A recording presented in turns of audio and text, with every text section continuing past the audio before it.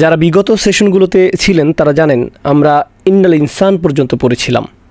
এ পর্যন্ত পড়ে আমরা গত সেশন শেষ করেছিলাম। আর এই আয়াতে ইন্না ও ইনসান এই শব্দের ব্যবহার জেনেছিলাম। এখন আমরা লাফি খুসর এর আলোচনায় আছি। সুতরাং সরল ভাষায় বললে সন্দেহাতীতভাবে প্রতিটি মানুষই ক্ষতির মধ্যে ডুবে আছে। প্রথমত আমরা দেখতে পাই এখানে আরবি ভাষায় যে শব্দের ব্যবহার হয়েছে তাতে বাক্যটিতে গুরুত্বারোপ করা হয়েছে। বাংলায় বললে আমরা বলবো মানুষ ক্ষতির মধ্যে আছে, এটা সাধারণ বাক্য। কিন্তু আরবিতে শুধু সাধারণ বাক্যই যথেষ্ট নয়, একটা সাধারণ কথাকে কিছু শব্দের মাধ্যমে গুরুত্বারোপ করা হয়। সাধারণ কথাকেও গুরুত্ববহ করে তোলা যায়। আবার একইভাবে আরবি ভাষায় অলঙ্কার শাস্ত্রে কোনো সাধারণ কথাকে ক্রমশই খুবই হালকা করে ফেলা সম্ভব।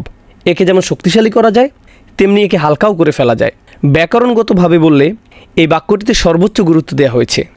প্রথমত বলি, আরবি ভাষায় দুই ধরনের বাক্য আছে। একটি হলো জুমলা ইসমিয়া, আরেকটি হলো ফেলিয়া। এখানে ইসমিয়া ব্যবহৃত হয়েছে। কিছু কিছু আছে বিশেষ্যবাচক বাক্য, আর কিছু আছে ক্রিয়াবাচক বাক্য। অলংকারিকভাবে বললে বিশেষ্যবাচক বাক্যগুলো ক্রিয়াবাচক বাক্যের চেয়ে শক্তিশালী। সাধারণত আরবরা প্রাত্যহিক কথাবার্তায় ক্রিয়াবাচক বাক্যের ব্যবহার করে, আর কোনো ঘটনার ক্ষেত্রে তারা বিশেষ্যবাচক বাক্যের ব্যবহার করে। এখানে জুমলা ইসমিয়া বিশেষ্যবাচক বাক্যের ব্যবহার হয়েছে। এখানে মুবতাদা ও খবর আছে। প্রথমত এজন্য এটি একটা শক্তিশালী বাক্য। দ্বিতীয়ত আল ইনসান ফি খুসর না বলে বলা হয়েছে ইন্নাল ইনসান। এটা হলো হরফে তাওকিদ। শুধুমাত্র মূল বাক্যকে শক্তিশালী করার জন্য একটি হরফ বা অব্যয় ব্যবহৃত হয়েছে। তাহলে এটা হলো এর শক্তিশালী হওয়ার দ্বিতীয় কারণ। এটা শক্তিশালী হওয়ার তৃতীয় কারণ হলো আল ইনসানের শুরুতে আল রয়েছে, যা হচ্ছে লিল জিন্স, যা আমরা মুফাসসিরদের বক্তব্য থেকে জেনেছি যে এ দিয়ে প্রতিটি মানুষের প্রতি ইঙ্গিত করা হয়েছে। শুধু একজন মানুষ বা মানবজাতি না বুঝিয়ে এখানে প্রতিটি মানুষকে আলাদাভাবে বোঝানো হয়েছে, যা এটা গুরুত্বপূর্ণ হওয়ার আরেকটি কারণ। আর সবশেষে আমরা দেখছি এখানে লাফি ব্যবহৃত হয়েছে। শুধু ফি নয়, বরং লাফি। সাধারণত আমরা শুধু ফি শব্দ দেখতে পাই, লাকাদ খলাকনাল ইনসানা ফি আহসানি তাকওয়িম, শুধু ফি উল্লেখ করা হয়েছে। কিন্তু এখানে এসেছে লাফি। এই লামের অনুবাদ করা বেশ কঠিন, তবে অলংকারিকভাবে এর ব্যবহার ইন্নার মতোই। হ্যাঁ, অবশ্যই আরবি ভাষার কিছু ভাষাবিদদের মতে এই লাম দিয়ে কোনো শপথের উপর শপথ করা হয়। যেমন লাকাদ খলাকনা, এখানে লাম দিয়ে একবার শপথ বোঝানো হয়েছে, আবার এটা এসেছে আরেকটি শপথের সম্পূরক হিসেবে। অতএব এর মানে একে শক্তিশালী করা হচ্ছে, কোনো কিছুতে গুরুত্ব দেওয়ার আরেকটি বৈশিষ্ট্য। এরপর আমরা এও দেখতে পাই এখানে ইন্নাল ইনসান লা খাসির এটা আসেনি, মানবজাতি হচ্ছে ব্যর্থ। এমনকি এখানে খবর হিসাবে একটি ক্রিয়া আসতে পারত, ইন্নাল ইনসান লাকাদ খাসারা কিংবা খাসিরা, মানবজাতি পরাজিত হয়েছে। লাফি খুসর, মানুষ ক্ষতির মধ্যে আছে। গত সেশনে আমরা বলেছিলাম এমন একজন যে ডুবে গেছে, সে এতে ডুবে আছে। কারো হেরে যাওয়া এক বিষয়। এখানে বলে রাখি আরবিতে ইসমে ফাইল দিয়ে বোঝানো হয় এমন কিছু যা বর্তমানে ঘটছে, কিন্তু এতে অব্যয়ের ব্যবহার করা হলে তা সার্বজনীন বিষয়ে পরিণত হয়।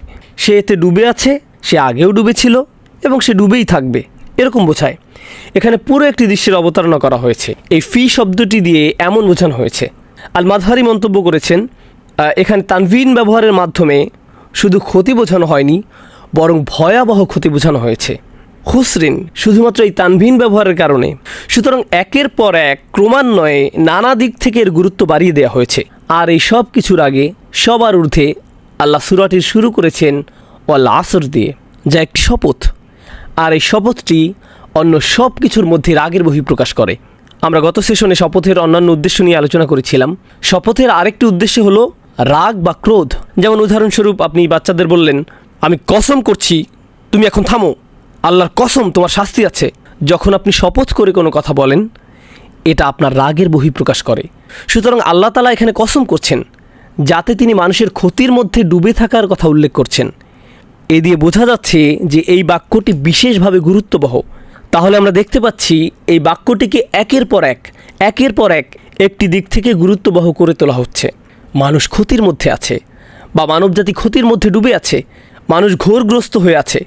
পুরো কথা তিনি তখনই শুরু করেননি, আয়াতে শুরুতেই এত ক্রোধ মিশে আছে, ইন্নাল ইনসানা লাফি খুসর। এখন আমরা খুসর শব্দটি নিয়ে একটু জানব। প্রথম সেশনে আমি আপনাদের কয়েকটি শব্দের পার্থক্য বলেছিলাম।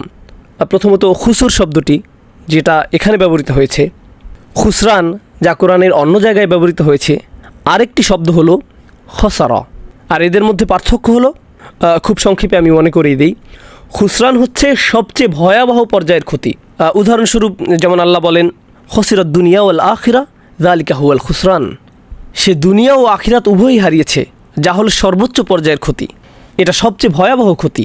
এটা সবাই নয়, তবে সবচেয়ে ক্ষতিগ্রস্ত ব্যক্তির জন্য খুসরান শব্দের ব্যবহার হয়েছে। খসারা হচ্ছে যেখানে আপনি ইতিমধ্যেই ক্ষতির মধ্যে আছেন, তার উপর আপনি আরও ক্ষতি যোগ করলেন। যেমন অত্তাবাউ বাল্লাম ইয়াজিদহু মালুহু ওয়া ওয়ালাদুহু ইল্লা খসারা। এটা সাধারণত জিয়াদার সাথে ব্যবহৃত হয়।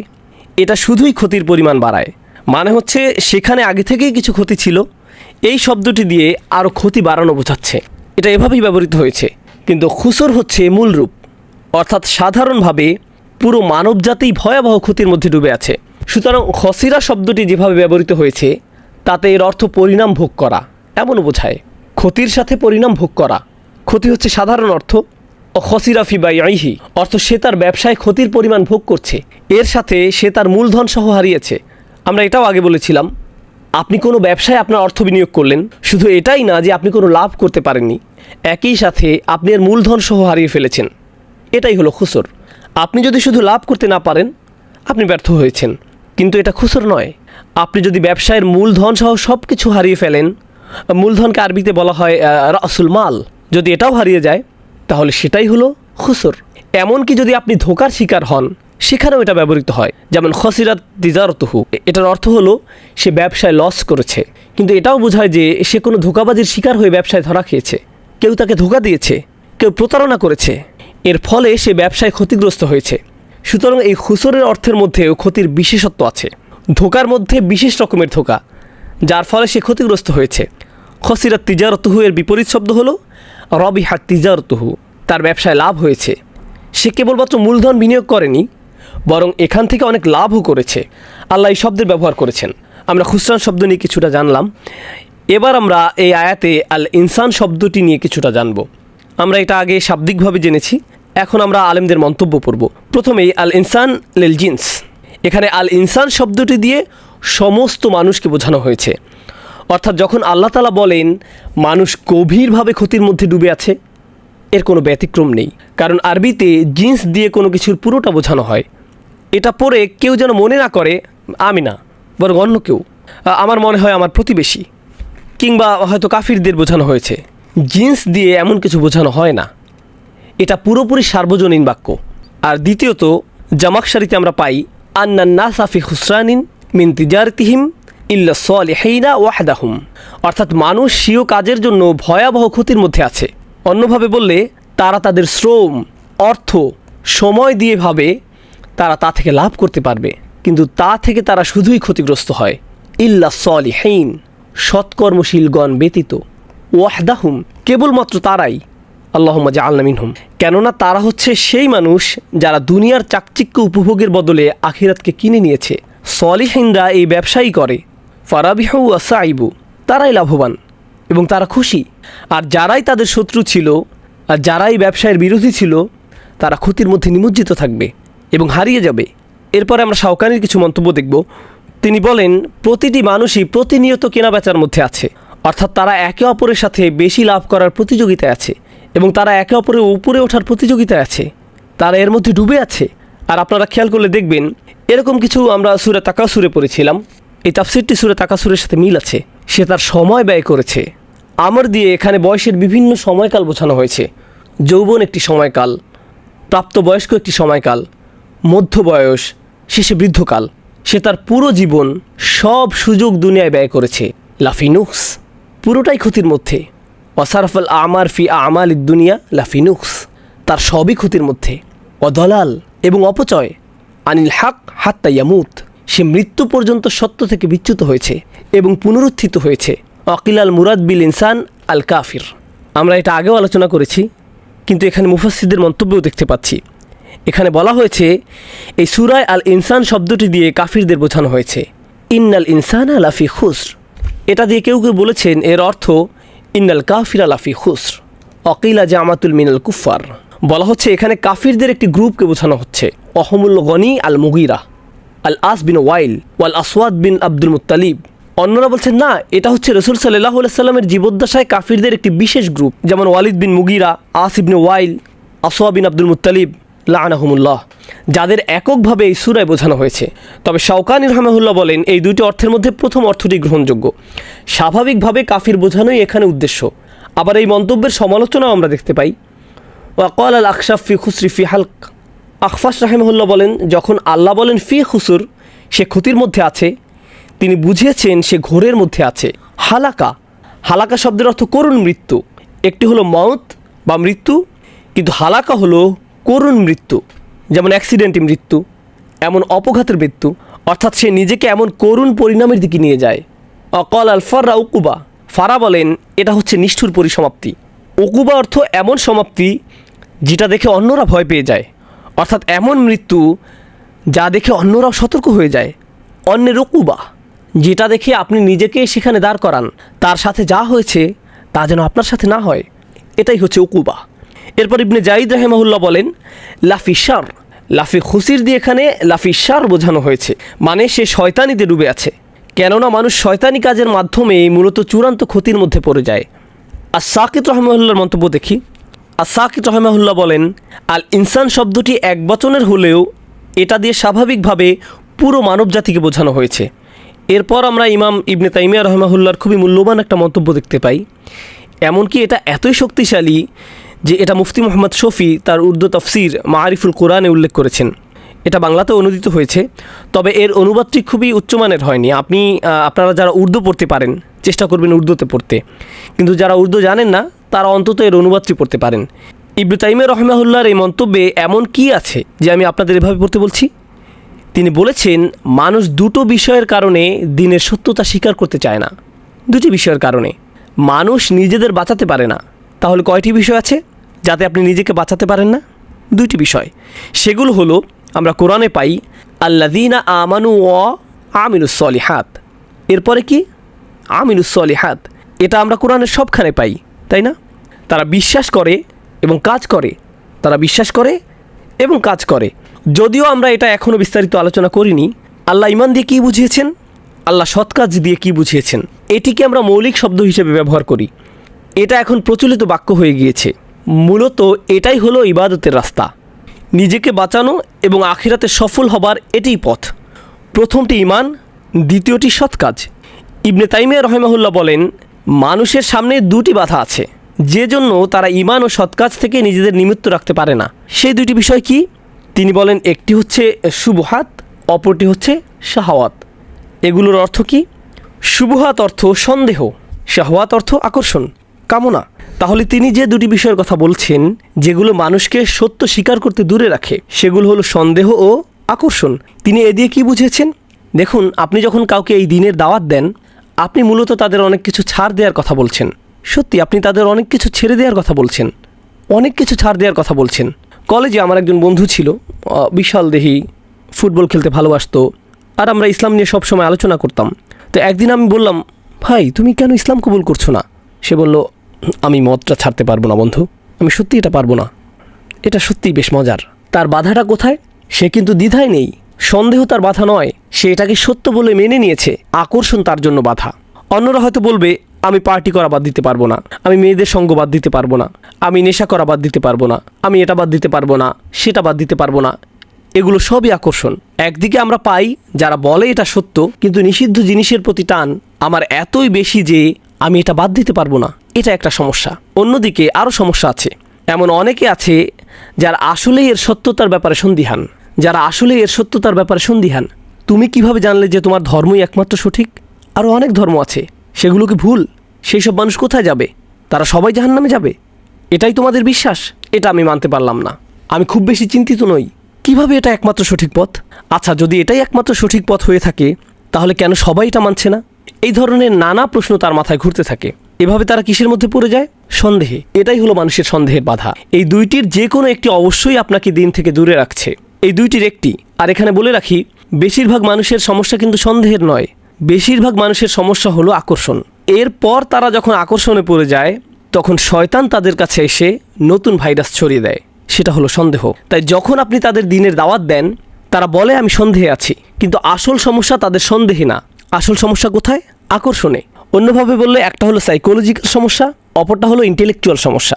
আপনি একে আত্মার সমস্যা বলতে পারেন, অন্তরের ব্যাধি, এটাই হলো আকর্ষণ। অন্যদিকে বুদ্ধিবৃত্তিক সমস্যা, মনের সমস্যা, এটা হচ্ছে সন্দেহ। বেশিরভাগ মানুষ বুদ্ধিবৃত্তিক সন্দেহের কারণ দেখায়, আসলে এটা সত্যি নয়, এটা আসলে বাইরের ঢাকনা, এটা খোলস। আসল সমস্যা হচ্ছে তাদের অন্তরে আকর্ষণ আছে, আর এই আকর্ষণ তারা ছাড়তে পারছে না। আর এটা তারা না ছাড়তে পেরে তারা সব ধরনের বুদ্ধিবৃত্তিক বাহানা দেয়।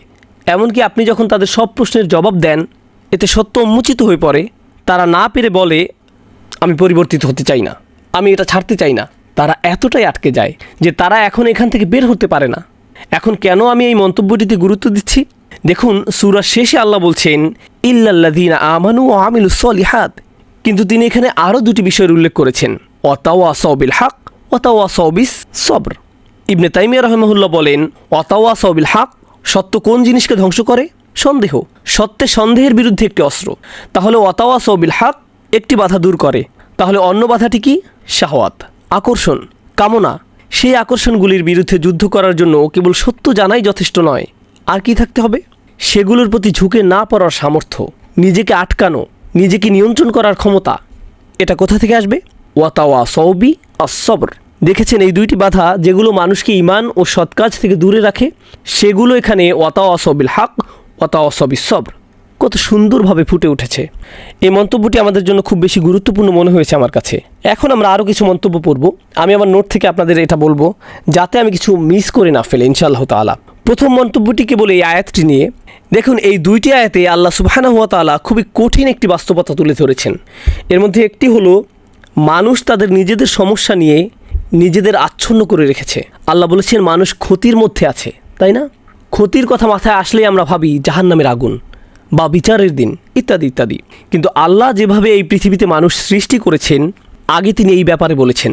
আমরা এটা পড়েছি, লাকাদ খলাকনাল ইনসানা ফি কাবাদ। আমি মানুষকে দুঃখ কষ্টের মধ্যে সৃষ্টি করেছি। এমনকি কাফিররাও প্রচুর পরিশ্রম করে। তারা সপ্তাহে 40 ঘন্টা 50 ঘন্টা কাজ করে কোনো রকম জীবনযাপনের জন্য, কিছু উপার্জন করার জন্য। তাদের অবস্থাও এমনই। এটা কারো জন্যই খুব সহজ নয়। এই পৃথিবীতে অনেক অমুসলিমও ঠিকমতো খেতে পায় না, তাদের সন্তানরা না খেয়ে থাকে, তারা নানা ধরনের শোষণের শিকার হয়। এটা এমন নয় যে সব কাফিরদের জন্যই দুনিয়াটা জান্নাত, তারা দুনিয়াবি দিক থেকেও ক্ষতির মধ্যে আছে, তারা অনেক ধরনের সমস্যা আছে। কিন্তু আসল ব্যাপার কি জানেন? মানুষ যখন পুরোপুরি নিজেদের সমস্যায় নিজেদেরকে আচ্ছন্ন করে রাখে, তারা শুধুই নিজেদের কথা ভাবে, তখন তারা বৃহৎ ছবিতে নিজেদের দেখতে পায় না। তারা দেখতে পায় না যে তাদের এই সমস্যাটি আসল সমস্যার তুলনায় কোনো সমস্যাই নয়। আপনার মনে হয় এটা কোনো সমস্যা? এর চেয়ে অনেক বড় সমস্যা সামনে পড়ে আছে। অতএব তারা মনে করে এই দুনিয়ায় ক্ষতির মধ্যে আছে, কিন্তু ভালোভাবে অনুধাবন করলে যে বিশাল সমস্যা সামনে আসছে তার তুলনায় এটা কিছুই নয়। এই ব্যাপারটি আমরা প্রথমত নোট করব। এরপরে কি হয়? যখন আপনার নিজের ঈমান নেই, যখন আপনার সেই চাবি নেই, জানি আমরা পরবর্তী আয়াতে কথা বলবো, আপনার সেটাকে আরও বড় মনে হবে। আপনার মনে হচ্ছে আপনার একটা বড় সমস্যা আছে। আমি মাঝে মাঝে এই আয়াতটি স্মরণ করি। আমরা মানুষেরা খুব দুর্বল। আমরা এভাবে ভাবি। আমি যখন মেরিল্যান্ডে থাকতাম, একবার আমাদের বাড়ির বেসমেন্টে বন্যা হয়েছিল। আমরা ভাবলাম, ও আল্লাহ, বাড়ির সামনে পুরো ভিজে গিয়েছে, এই সেই ইত্যাদি। আলহামদুলিল্লাহ টেক্সাসের বাড়িগুলো বেসমেন্ট নেই, এটা সুন্দর। এরপরে আমার এক ভাইকে কল দিলাম আমাদের সাহায্য করার জন্য। আমাদের খুবই খারাপ লাগছিল। আমার বাচ্চারা উপরতলায় ছিল, বাসার ইলেকট্রনিক্সের জিনিসপত্র আছে। তো সেই ভাই আসলেন। ভাইটি চমৎকার, আলহামদুলিল্লাহ। তিনি সম্ভবত সোমালিয়ান ছিলেন, খুবই কাজের মানুষ। তিনি একটা ইসলামিক স্কুল ও একটি মসজিদে দেখাশোনা করতেন। তিনি বললেন, ভাই আপনাকে দেখে খুব চিন্তিত মনে হচ্ছে। আমি বললাম, হ্যাঁ ভাই, আমি একটু চিন্তিত বোধ করছি। তিনি বললেন, পানি নিয়ে ভাববেন না, আপনি চাইলেও পানির সাথে যুদ্ধ করতে পারবেন না। এটা ফেরাউনকেও মেরে ফেলেছিল। আর আমি তার সাথে আড্ডা দিতে শুরু করেছিলাম। তিনি আমাকে তার জীবনের গল্প শোনালেন। সুবহানাল্লাহ, সুবহানাল্লাহ। তার বয়স ছিল তখন মাত্র 5 বছর, যখন তার গ্রামে শত্রু আক্রমণ করেছিল। আর তিনি একটা খড়ের গাদার পেছনে একটা গাধার আড়ালে লুকিয়েছিলেন। তিনি সেই বাচ্চা বয়সে বাড়ি থেকে বেরিয়েছেন। তার পুরো পরিবারকে হত্যা করা হয়েছে। তিনি ছিলেন তার পরিবারের একমাত্র বেঁচে যাওয়া সদস্য। মাত্র 5 বছর বয়স থেকে তিনি একাই বেঁচে আছেন। তিনি একাই প্রায় আফ্রিকার অর্ধেকটা ঘুরে বেরিয়েছেন। তিনি ইথিওপিয়ায় গিয়েছেন, সেখান থেকে খালিজে পৌঁছেছেন। তিনি একজন আলেমের সাথে কাজ শুরু করেন, কিছুটা ব্যবসা বাণিজ্য শেখেন, নিজে একজন ইঞ্জিনিয়ার হয়ে ওঠেন। অসাধারণ গল্প। আর যখন আমি তার গল্প শুনলাম, আমার মনে হলো, ভাই, আমার কোনো সমস্যাই নেই। আপনি আপনার নিজের সমস্যায় ডুবে থাকেন, আপনার সেটাকে অনেক বড় মনে হয়। এটা হলো মানুষের জন্য আরেকটি ক্ষতি। মানুষ নিজেদের সমস্যার দিকে তাকালে বুঝতে পারবে না সে যে সমস্যায় আছে তা অন্যদের সমস্যার তুলনায় কিছুই না। তার মধ্যে আল্লাহর প্রতি কৃতজ্ঞতাবোধ কাজ করবে না। আর যখন এমনটি হবে, মানুষ যখন প্রচণ্ডভাবে নিজেদের নিয়ে ব্যস্ত হয়ে পড়ে, তারা তাদের নিজেদের সমস্যা নিয়ে ব্যস্ত হয়ে পড়ে, তারা 3টি জিনিসের শিক্ষা থেকে বিমুখ হয়ে পড়ে। 3টি জিনিসের প্রতি আমি এখানে আলোকপাত করব। এর প্রথমটি হলো আল্লাহর সৃষ্টি থেকে পাওয়া শিক্ষা। তারা আল্লাহর সৃষ্টিগুলোকে চিহ্ন হিসেবে দেখে না, যা মানুষের জীবনের আসল উদ্দেশ্যের প্রতি স্মরণ করিয়ে দেয়। আপনার জীবনের আসল সমস্যাগুলো কি? টাকা পয়সার সমস্যা কোনো সমস্যাই না, স্বাস্থ্যগত সমস্যা কোনো সমস্যাই না, ইমানের সমস্যা আসলে অনেক বড় সমস্যা। তুলনা করতে চাইলে এটা অন্যান্য সমস্যার তুলনায় কোনো সমস্যাই না। আপনার হয়তো সামাজিক সমস্যা আছে, এটা কিছুই না। চাকরির সমস্যা কোনো সমস্যাই না। আমি শয়তানি করে বেড়াচ্ছি, নিজেকে বাঁচানোর জন্য আমাকে অবশ্যই ভালো কাজ করতে হবে।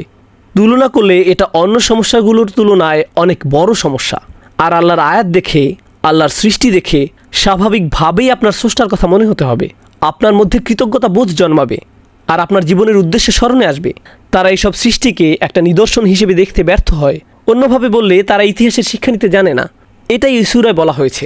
যখন আল্লাহ বলেন ওয়াল আসর, আসর শব্দটি মনে করুন এমন সময় যা ফুরিয়ে যায়।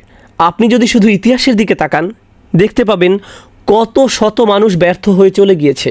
তাদেরও সফল হওয়ার জন্য সময় ছিল, আর তারা তাদের সময়ের সদ্ব্যবহার করেনি। তারা ব্যর্থ হয়েছে, মারা গিয়েছে, আর তাদের সুযোগ শেষ হয়ে গিয়েছে। এরপর নতুন প্রজন্ম এসেছে নতুন সুযোগ নিয়ে, তারাও একইভাবে তাদের সময় হারিয়েছে, তারাও মারা গিয়েছে। আর এখন আমার সময় এসেছে, আমার সুযোগ আছে, আমি কোনোভাবেই এমন ভুল করব না যা আগের মানুষেরা করেছিল। তাই আল্লাহ বলছেন আগের জাতি তাদেরকে দেয়া সুযোগ হারিয়েছে। আল্লাহ এখানে বিগত সব ঐতিহাসিক ঘটনাবলী কেবল একটি শব্দ ওয়াল আসর এটা দিয়ে তুলে ধরেছেন।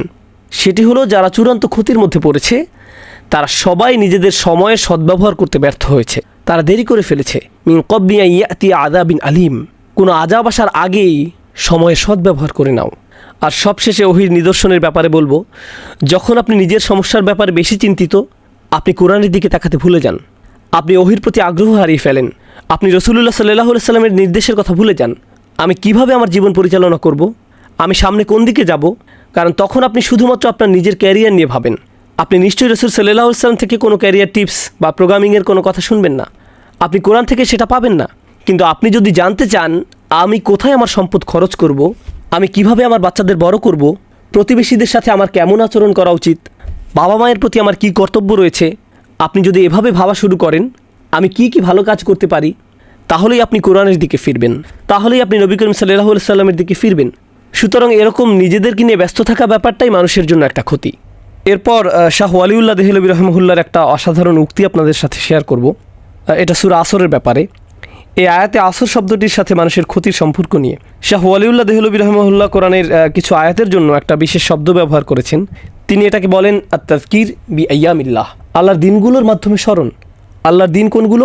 যেদিন তিনি মানুষকে সৃষ্টি করেছেন, যেদিন তিনি নবীজি সাল্লাল্লাহু আলাইহি সাল্লামের উপর কোরআন নাজিল করেছেন, বদরের দিনটি, যেদিন নূহ আলাইহিস সালামের বিরোধীদের উপর বন্যা হয়েছিল, যেদিন পানি দ্বিখণ্ডিত হয়েছিল, যেদিন ফেরাউন ধ্বংস হয়েছিল, যেদিন মূসা আলাইহিস সালাম আল্লাহর সাথে কথা বলেছিলেন, ইত্যাদি ইত্যাদি। এগুলো হলো মানব ইতিহাসের অনন্য কিছু দিন। আর আল্লাহ এই দিনগুলোকে কোরআনে উল্লেখ করেছেন, তাই না? নিশ্চয়ই ভবিষ্যতে এমন আরও অসাধারণ কিছু হতে যাচ্ছে। বিচারের দিন, যেদিন বিশ্বাসীরা তাদের স্রষ্টাকে দেখতে পাবে। এগুলো হলো সময়ের মধ্যে কিছু গুরুত্বপূর্ণ সময়। আর ওয়াল আসর বলার মাধ্যমে এবং সেই সতর্কবাণী থেকে বাঁচার উপায় হলো আমরা যদি শুধু সেই দিনগুলো স্মরণ করি, আর সেগুলোই আমাদের নিজেদের বাঁচানোর জন্য যথেষ্ট হবে, সব কিছু ঠিক রাখার জন্য যথেষ্ট হবে। এটাই ছিল শাহ ওয়ালিউল্লাহ দেহলভী রহমাহুল্লাহর মন্তব্য। আর সবশেষে হাবিবুদ্দিন ফারাহির একটা চমৎকার মন্তব্য পড়তে চাই। তিনি বলেন এই সূরার অন্যতম একটা শিক্ষা হলো মানুষ যখন কোথাও ঘুরতে যায়, আপনি হয়তো কোনো ঐতিহাসিক জায়গায় গেলেন, মানুষ চীনের মহাপ্রাচীর দেখতে যায়, অথবা রোমের কোনো প্রাচীন নিদর্শন দেখতে যায়, কিংবা আলজেরিয়ায় রোমান সাম্রাজ্যের সেই অসাধারণ দুর্গ ও জাহাজ দেখতে যায়। মানুষ এগুলো দেখতে যায়, সেখানে গিয়ে তারা হাসি মুখে এগুলোর সাথে ছবি তোলে। কিন্তু এইসব নিদর্শন আসলে কিসের চিহ্ন? এগুলো ধ্বংস হওয়া জাতির চিহ্ন। কোনো কবর হলো একজন মানুষের মৃত্যুর চিহ্ন, কিন্তু সেই স্মৃতিচিহ্নগুলো একটি জাতির মৃত্যুর চিহ্ন। চিন্তা করে দেখুন, এগুলো হলো একটি পুরো জাতির কবর। সুতরাং আপনি যখন এগুলো দেখতে যান, আপনার স্মরণ করা উচিত কিভাবে এই লোকগুলো তাদের সময়কে কাজে লাগায়নি, আর তাদের সময় চলে গিয়েছে। তারা নিজেদের যত বড় শক্তিশালী ভাবুক না কেন, সময় হলো এমন শত্রু যাকে আপনি হারাতে পারবেন না। আপনি পৃথিবীর সমস্ত অস্ত্র দিয়েও এটা হারাতে পারবেন না। একে কোনোভাবেই আপনি হারাতে পারবেন না, তাই না? আর বিশ্বের এই সকল পরাশক্তি যারা ভাবে কে আমাকে ঠেকাতে পারবে, এমনকি আল্লাহ বিচারের দিনে তাদের বলবেন তোমরাই কি তারা নও যারা গর্ব করত? মা লাকুম মিন জাওয়ান, আলাম তাকুনু আকসামতুম মিনকুম, তোমরাই তো তারা যারা আগে প্রায়ই বলতে যে তোমাদের কোনো ধ্বংস আসবে না, আমরাই হব নাম্বার ওয়ান, কেউ আমাদের হারাতে পারবে না।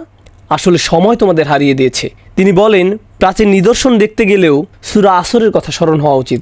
অতএব কেউ যদি কোনো ঐতিহাসিক জায়গায় ভ্রমণে যায় তাহলে সে যেন বলে ওয়াল আসর ইন্নাল ইনসানা লাফি খুসর। বুঝতে পারছেন? সুবহানাল্লাহ।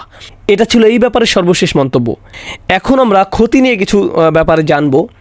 আসলে বেশিরভাগই ইতিমধ্যে আলোচনা করা হয়েছে, কিন্তু এই পৃথিবীতে মানুষের দুর্ভোগ নিয়ে আমি একটু আলোচনা করতে চাই। আমরা ক্ষুধার্তদের কষ্ট, শোষিতদের দুর্ভোগ, দিন মজুররা কতটা কষ্ট করে তা নিয়ে আলোচনা করছি। আমরা মানুষেরা অন্য প্রাণীদের তুলনায় বেশি কষ্ট করি। চিন্তা করে দেখুন, শারীরিক কষ্টের বাইরেও আমাদের মানসিক কষ্ট আছে। কোনো সিংহ তার নাতি নাতনি নিয়ে ভাবে না, তার সেই বোধ নেই, সে এটা নিয়ে ভাবে না। পাখিরা তাদের অন্যান্য আত্মীয় স্বজন নিয়ে ভাবে না, তারা তাদের বাচ্চাদের নিয়ে কিছুদিন ভাবে, এরপর তারা তাদের মতো চলে। শুনে মনে হচ্ছে যে এটা আধুনিক সোসাইটির মতোই, তাই না? সাধারণভাবে যখন আপনার বাচ্চা কষ্ট পায় আপনিও কষ্ট পান, তাই না? হয়তো আপনার বাচ্চার চেয়েও বেশি, এমনকি মানসিক কষ্ট মাঝে মাঝে শারীরিক কষ্টের চেয়েও বেশি হয়। আপনি হয়তো ভাবছেন, আর এগুলো হলো গরিব দুঃখীদের কষ্ট, ধনীদের ব্যাপারটি কেমন, তারা কি সুখী জীবন কাটায়? আসলে মোটেই তা নয়। বিশ্বের ধনী দেশগুলোতেই আত্মহত্যার হার সবচেয়ে বেশি, এমনকি আমেরিকাতেও। দেশের সবচেয়ে ধনী অঞ্চলগুলোতে আত্মহত্যার হার বেশি। যে দরিদ্র কৃষক হয়তো দিনে 2 বেলা ঠিকমতো খেতে পায় না, রাতে শান্তির ঘুম দেয়, কিন্তু যার কোটি কোটি টাকা আছে তার হয়তো 6টা বেডরুম আছে, যেখান থেকে সে বাছাই করবে কোথায় সে ঘুমাবে, সে রাতে ঘুমাতে পারে না, তার অ্যান্টি ডিপ্রেশনের ওষুধ খেতে হয়, সে মানসিকভাবে মরে যাচ্ছে। অতএব সবাই কোনো না কোনো ক্ষতির মধ্যে আছে, সবাই কোনো না কোনো সমস্যা আছে, প্রত্যেকেরই আছে। আর আল্লাহ আজ্জা জাল্লা এই সূরায় কেবলমাত্র চূড়ান্ত ক্ষতির থেকে বাঁচার ভরসা দেননি, যা হলো আখিরাত। আখিরাত হলো চূড়ান্ত ক্ষতি, জাহান্নামের আগুন, আল্লাহর সামনে দাঁড়িয়ে আপনার নিজের কাজের বর্ণনা দেয়া, সেটাই হলো চূড়ান্ত ক্ষতি।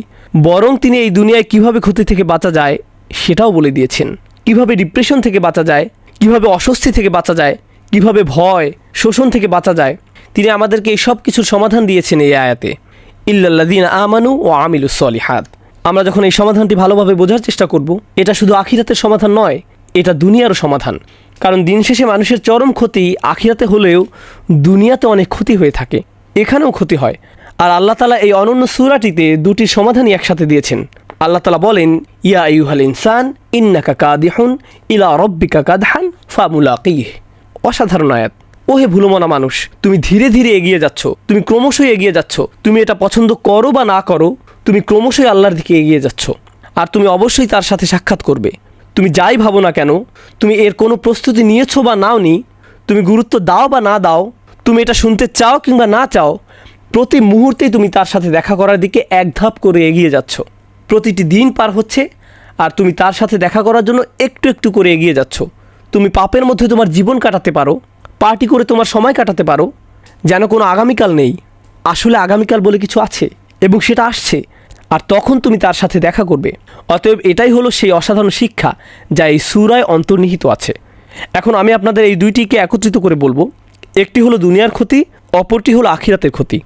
এই দুনিয়া হয়তো কেউ বলবে, ভাই আমার যদি একটা ভালো চাকরি থাকতো, আমার যদি গাড়ি থাকতো, আমি যদি এই মেয়েটিকে বিয়ে করতে পারতাম, আমার যদি এটা থাকতো, আমার যদি সেটা থাকতো, আমার যদি এই সমস্যা না থাকতো, আমার যদি সেই সমস্যা না থাকতো। আর আখিরাতে কী হবে? ইয়া লাইতানি কুনতু তুরাবা। হায় আমি যদি ময়লা হতাম। আপনি কি অবস্থাটা বুঝতে পারছেন? সুবহানাল্লাহ। আপনি কি মনে করেন এই দুনিয়ার সমস্যাগুলো অনেক বড়? বিশাল বড় সমস্যা আসছে। সুবহানাল্লাহ। আপনি যদি মানুষের এই ক্ষতি অনুধাবন করতে পারেন, তাহলে আপনি ইন্নাল ইনসানা লাফি খুসর এটা অনুধাবন করতে পারবেন। এখন আমরা এই সূরার শেষ আয়াতটি পড়ব ইনশাআল্লাহ তাআলা। মনে রাখবেন এই সব কিছু আসলে একটি বাক্য।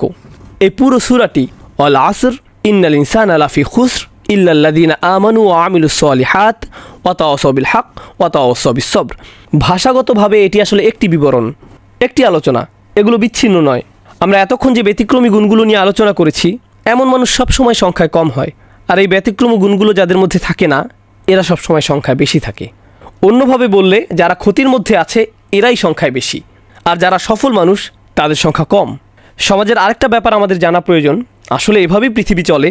বেশিরভাগ মানুষ ভালো মন্দ নির্ধারণ করে, বেশিরভাগ মানুষ সমাজের গতি প্রকৃতি ঠিক করে, বেশিরভাগ সমাজের আদর্শ রূপ নির্ধারণ করে। মনোবিজ্ঞানে স্বাভাবিক আচরণকে কীভাবে ব্যাখ্যা করা হয় জানেন? স্বাভাবিক আচরণ তাকে বলা হয় যা সবাই করে, আর অস্বাভাবিক আচরণ বলা হয় তাকে যা অন্যরা করে না। অন্যভাবে বললে, সবাই একদিকে গাড়ি চালাচ্ছে আর আপনি অন্যদিকে গাড়ি চালাচ্ছেন, আপনি ভুল করছেন। অস্বাভাবিক আচরণ। ধর্মীয়ভাবে বিষয়টি মোটেও এমন নয়। আপনি এমন একটি সমাজে থাকেন যেখানে সবাই কিছু কাজ একভাবে করে। আপনি হয়তো চাকরিতে গেলেন, সেখানে সবাই কিছু কাজ করে, কিন্তু আপনি মুসলিম হলে আপনি সেই কাজগুলো করতে পারবেন না। তাহলে এবার ভাবুন তারা আপনাকে কীভাবে নেবে? শুধু মুসলিম নয়, বরং অদ্ভুত, অস্বাভাবিক। আপনি মিশতে পারছেন না। এই লোকটি একটু কেমন যেন, রুমের কোনায় গিয়ে লোকটি কী করছে? সে এইসব খাবার খাচ্ছে না কেন? কি মজাদার খাবার এগুলো। সে চলে গেল, সে কেন পার্টিতে আসলো না? সে কেন সেই মেয়েটিকে এড়িয়ে গেল? সে কেন এরকম করে? তারা এটা বুঝতে পারে না, তারা মনে করে এটা অদ্ভুত। আর বলে রাখি, যখন আপনাকে প্রতিনিয়ত অদ্ভুত হিসেবে দেখা হয়, আপনার উপরে এর প্রভাব পড়ে। আমি তো অদ্ভুত হয়ে থাকতে চাই না, আমি চাই না আমাকে এভাবে দেখা হোক। তখন কি হয় ভাবতে পারেন? যদিও বেশিরভাগ মানুষই ক্ষতির মধ্যে আছে, আপনিই ছিলেন সফলতার মধ্যে, তারা আপনাকে বুঝিয়ে ফেলে যে আপনি আসলে ক্ষতির মধ্যে জীবনযাপন করছেন। আপনার আসলে বাকিদের মতো হওয়া উচিত। তারা আপনাকে মানসিকভাবে বুঝিয়ে দেয়, ভাই এভাবে থাকাটা কঠিন হয়ে যাচ্ছে, তুমি এভাবে থাকতে পারবে না। এখানে সবাই যার যার জীবন উপভোগ করছে, আমি কেন এই অদ্ভুত জীবনযাপন করছি? তাহলে সমস্যাটা শুধু ঈমান আনাতেই সীমাবদ্ধ নয়, বেশিরভাগ মানুষই ক্ষতির মধ্যে আছে, এটাও আমাদের জানা প্রয়োজন। কারণ বেশিরভাগ মানুষের একটা শক্তি আছে। আমার শিক্ষক মাঝে মধ্যে স্রোতের অনুকূলে সাঁতার কাটার একটা উদাহরণ দিতেন। সকল মাছ একদিকে যাচ্ছে, অপরদিকে একটা বা দুইটা মাছ স্রোতের প্রতিকূলে যাওয়ার চেষ্টা করছে। স্বাভাবিকভাবেই যে কেউ দেখলে এটাকে পাগলামি বলবে, আরে ভাই অনুকূলে যাও, সবাই একদিকে যাচ্ছে, তুমি কেন অন্যদিকে যাচ্ছ? এটা কঠিন, এটা কঠিন থেকে কঠিনতর হতে থাকবে, এটা বাড়তেই থাকবে। সুবহানাল্লাহ। এটাই হলো এই সমাজে মানুষের উদাহরণ। পুরো সমাজের মানুষই ক্ষতির দিকে যাত্রা করছে। আর আমাদের দায়িত্বটা খুবই গুরুত্ববহ। কারণ আপনি যদি এমন একটি সমাজে থাকেন যেখানে ইসলাম যেভাবে চর্চা করা উচিত সেভাবে চর্চা করা হয়, যদি এমন হয়, বলে রাখি যা বিশ্বের বেশিরভাগ জায়গাতেই হয় না, এমন কাল্পনিক চিন্তা করবেন না যে আমি একটা মুসলিম দেশে যাব, সেটা খুব সুন্দর হবে। বাস্তবতায় আসুন, মুসলিম দেশগুলোতে কী হয় আমাদের জানা উচিত। যদি এমন হয়, আর ইনশাআল্লাহ তাআলা এমনটাই হবে, আল্লাহ আমাদের দিনকে প্রতিষ্ঠিত করবেন। আপনি যদি এমন কোনো সমাজে বাস করতেন, তখন আল্লাহর আনুগত্য করাটা সহজ হতো, কারণ সমাজের বেশিরভাগ মানুষ এটা করত। তখন কেবল আপনি করতে পারতেন তাই নয়, এটা করাটা আপনার জন্য সহজ হতো। কিন্তু এই সমাজে আল্লাহর আনুগত্য করাটা অপেক্ষাকৃত কঠিন, কারণ বেশিরভাগ মানুষ আল্লাহর নাফরমানি করছে। সমাজ আল্লাহর অবাধ্যতায় লিপ্ত। এমনকি হয়তো এটা শুধু সমাজেই নয়, হয়তো এটা আপনার পরিবারের ক্ষেত্রেও সত্য। আপনার পরিবারের বেশিরভাগ মানুষ হয়তো ক্ষতির দিকে এগিয়ে যাচ্ছে, আর আপনি নিজেকে সেখান থেকে বাঁচাতে চাইছেন। তারা হয়তো বলবে, তুমি কেন দিন দিন একটা অপদার্থে পরিণত হচ্ছ?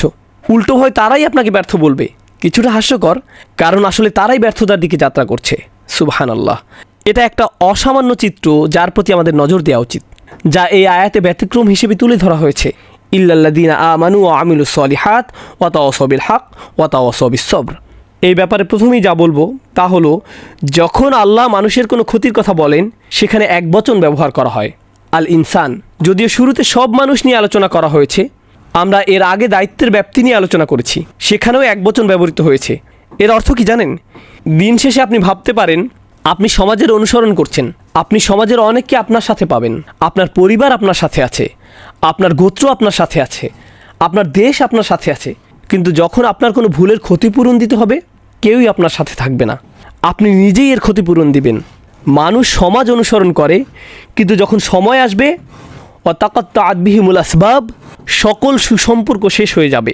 কিন্তু ব্যতিক্রমের কথা যদি ভাবেন, কিন্তু আল্লাহ বলেননি ইল্লাল্লাযীনা আমানা ওয়া আমিলা সলিহা ওয়া তাওয়াসাউ বিল হক ওয়া তাওয়াসাউ বিস সবর। না, তিনি এখানে এক বচন ব্যবহার করেননি, তিনি এখানে বহু বচন ব্যবহার করেছেন। তাহলে আমাদের অবশ্যই এক বচন থেকে বহু বচনের পার্থক্য বুঝতে হবে। আমরা এ থেকে যা বুঝতে পারি তা হলো, এই সামান্য কিছু মানুষ যারা সমাজের আর 10 জনের মতো নয়, তারা স্রোতের প্রতিকূলে চলে। তাদের বাঁচার একমাত্র উপায় হলো তাদেরকে একত্রিত হতে হবে, একসাথে মিলতে হবে। তারা আলাদা হতে পারবে না। এটা এমন পাতার মতো যা গাছ থেকে বিচ্ছিন্ন হলে মরে যায়। তাদেরকে অবশ্যই উম্মার সাথে একত্রিত হতে হবে। উম্মার একতা, বিশ্বাসীদের এর সাথে লেগে থাকে আমাদের বাঁচার উপায়, যা এই আয়াতে ফুটে উঠেছে। কারণ এখানে বহু বচন ব্যবহৃত হয়েছে। ঈমান এমন কোনো বিষয় নয় যা আপনি একা একা ধরে রাখতে পারবেন। ঈমান ভালো মানুষের সাহচর্যে উন্নত হয়, মনে করিয়ে দেওয়ার মাধ্যমে, কোনো উপদেশের মাধ্যমে, জামাতে নামাজ আদায় করার মাধ্যমে এটা উন্নত হয়। এগুলো সবই ঈমান তাজা করে, কারণ এগুলো আমরা একসাথে করি, এগুলো সবাই মিলে করি। তাই আমিলু এখানে শব্দটি খুবই চমৎকার। আল্লাহ তাআলা ব্যতিক্রমী গুণগুলো বহু বচনের মাধ্যমে বলেছেন। হয়তো আপনার মনে হতে পারে ঈমান হলো ব্যক্তিগত বিষয়। আচ্ছা, ভালো কাজ হয়তো আমরা একসাথে করতে পারি, তাওয়াসাউ বিল হক তাওয়াসাউ বিস-সবর। এগুলোতে অন্য মানুষের সহায়তা লাগে, কিন্তু ঈমান তো ব্যক্তিগত বিষয়। কিন্তু এমন কি ঈমানকেও আল্লাহ তাআলা সামষ্টিক কাজ বলেছেন। এ থেকে আমরা যা বুঝতে পারলাম, আপনি যদি মনে করেন আপনার ঈমান আছে আর আপনার সমাজের কোনো কর্তব্য নেই, মসজিদের জন্য কর্তব্য নেই, আপনি মসজিদের ইমামের কাছ থেকে প্রতিদিন বয়ান শুনেন না, আপনার আশেপাশে ভালো পরামর্শ দেওয়ার মতো ভাই বা বোন নেই, তাহলে আপনার অবশ্যই ঈমানের ঘাটতি দেখা দিবে। আর যারা মসজিদ থেকে নিজেকে বিচ্ছিন্ন করে রাখেন, আপনি নিজেই এটা টের পাবেন, হায় আমার ভালো লাগছে না, আমার মসজিদে যাওয়া উচিত। এটা কিন্তু শুধু নামাজের জন্য না, আপনি হয়তো বাসায়ও নামাজ পড়েন, এটা হলো বিশ্বাসীদের সাহচর্য পাওয়ার জন্য। তারা একে অপরকে স্মরণ করিয়ে দেয়, তারা একসাথে নিজেদের ঈমান ভালো রাখে। দিন শেখার ক্ষেত্রেও এমনটি হওয়া উচিত। আপনি যদি বসে একটি আলোচনা শোনেন, আপনি হয়তো উপকৃত হবেন, কিন্তু যখন ভাই বোন মিলে একসাথে শুনবেন, এটা আসলে বেশি উপকার দেয়, এটা ঈমানকে বেশি তাজা করে। আপনি যদি দেখেন অনেক মানুষ একসাথে কোনো প্রোগ্রামে জমায়েত হয়েছে, এটাই একটা অনেক বড় প্রেরণা, ভাই আমার এমন জায়গায় আরও বেশি আসা উচিত। আপনি হয়তো সেখানে কাউকে চেনেনও না ঠিকমতো। লা ইলাহা ইল্লাল্লাহর একটা শক্তি আছে, যেটা একে অপরকে মিলিয়ে দেয় আর শক্তি সঞ্চয় করে। এমন ভালোবাসা আর সহমর্মিতা আমাদের থাকা উচিত। তাহলে এটা হলো এক বচন থেকে বহু বচনে যাওয়ার ব্যাপারটি। এখানে আরেকটি লক্ষণীয় ব্যাপার হলো ইল্লাল্লাযীনা আমানু। আল্লাহ আযজা ওয়া জাল্লা এই আয়াতে ঈমানের কোনো যোগ্যতার কথা বলেননি। আল্লাযীনা আমানু বিল্লাহি ওয়া মালাইকাতিহি ওয়া কুতুবিহি ওয়া রুসুলিহি ওয়াল ইয়াউমিল আখিরি, কিছুই না। তিনি বলেননি তারা আল্লাহকে বিশ্বাস করে, বিচার দিনে বিশ্বাস রাখে, কিছুই না। তিনি শুধু বলেছেন তাদের ঈমান আছে। এরা কারা? এটা কেমন ঈমান? এখানে কোরআনের নিজস্ব দৃষ্টিভঙ্গিতে ঈমানের বিভিন্ন রূপ রয়েছে, যেগুলো শুনে বিশ্বাস করতে হয়। প্রথমত আমরা জানব ঈমানের কিছু ফল আছে সে সম্পর্কে। শুধুমাত্র ঈমানের ফলগুলো নিয়ে আপনি কিভাবে জানবেন যে আপনার ঈমানের স্বাদ কেমন লাগতে পারে? মূলত ঈমানের ফল হচ্ছে প্রশান্তি অনুভব করা। এর অন্তর হলো প্রশান্তি। আমরা পড়েছি যে মানুষ ক্ষতির মধ্যে ডুবে আছে। মানুষের কি কি ধরনের ক্ষতি হতে পারে? স্বাস্থ্যের ক্ষতি, সম্পদের ক্ষতি, প্রিয়জনকে হারানো, তাই না? এই দুনিয়ায় এই জাতীয় ক্ষতিই মানুষ সম্মুখীন হয়, অস্বস্তি লাগা। কিন্তু আপনার যদি ঈমান থাকে, তখন আপনি জানেন যে এই দুনিয়াটা চিরস্থায়ী নয়, এই দুনিয়াটা হলো ক্ষণস্থায়ী।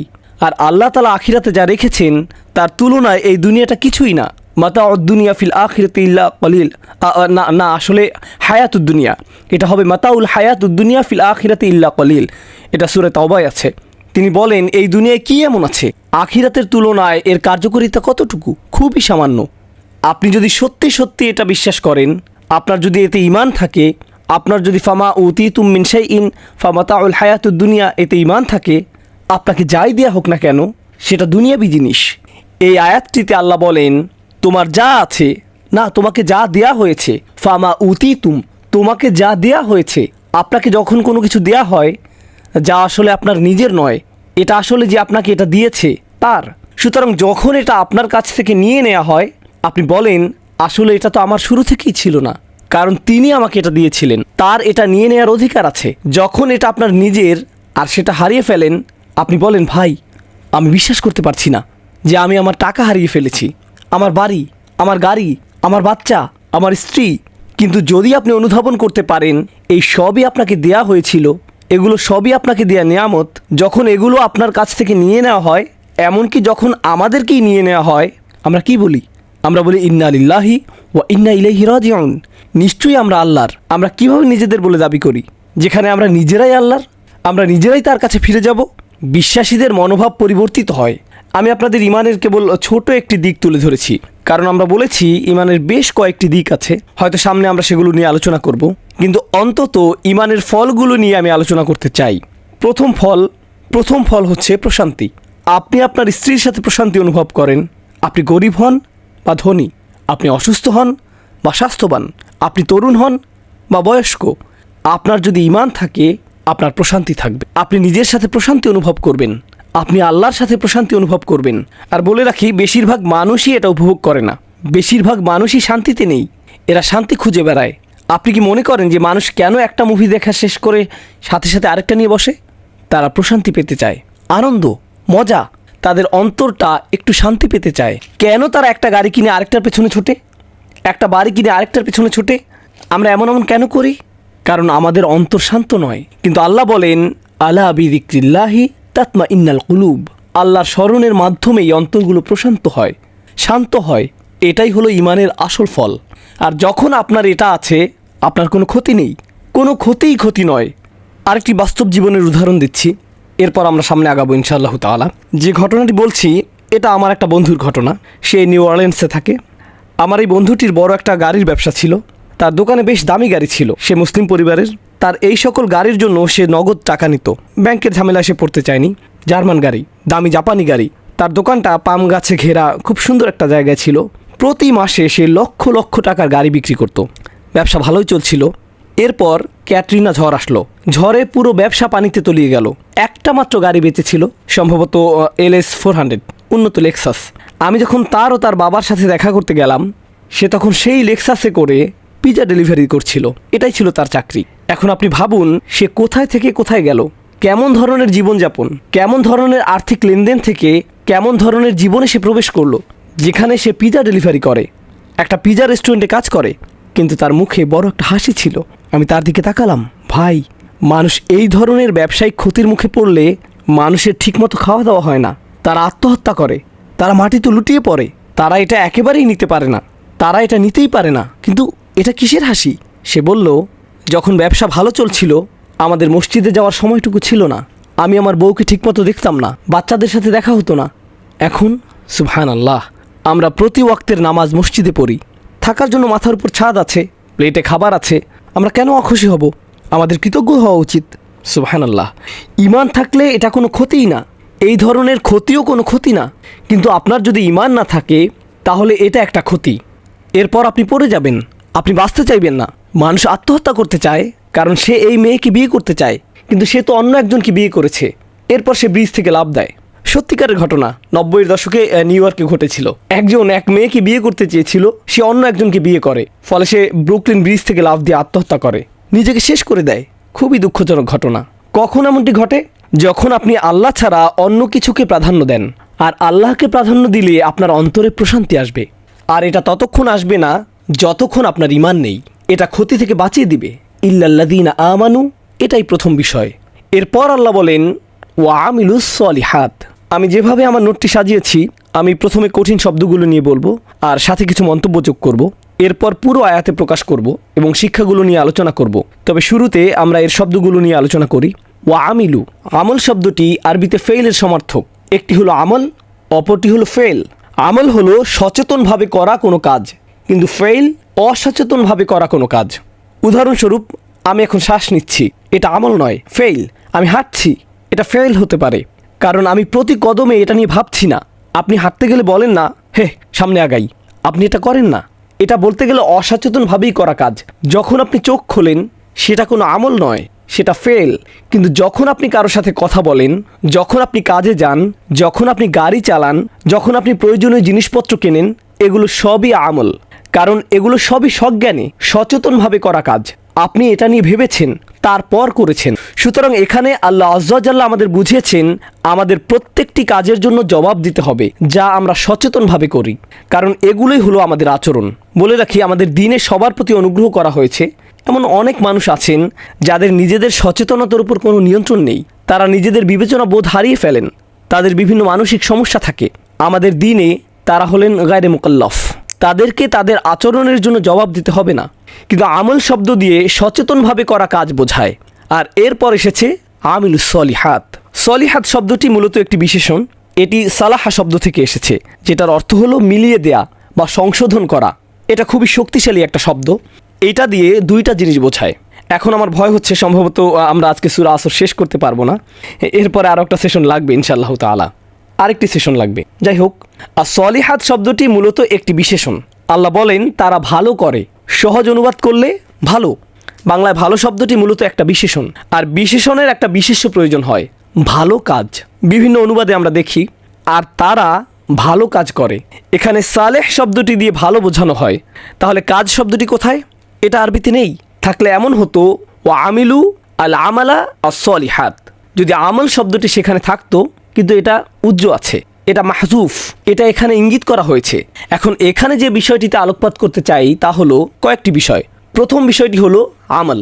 আরবিতে এই শব্দটিকে বলা হয় জমায় মুকাসসার। এটা হলো ভগ্ন বহুবচন, আর ভগ্ন বহুবচনে স্ত্রীবাচক বিশেষণ ব্যবহার করতে হয়। আমি এখানে কিছুটা বিস্তারিত আলোচনা করছি, তবে আপনারা একটু পরেই এর সুবিধাটুকু বুঝতে পারবেন ইনশাআল্লাহ তাআলা। তাহলে সাধারণত বলা হয় আল আমল আস-সলিহাত। সলিহা শব্দের শেষে তা মারবুতা দিয়ে এটা গঠিত হয়, সৎ কাজ।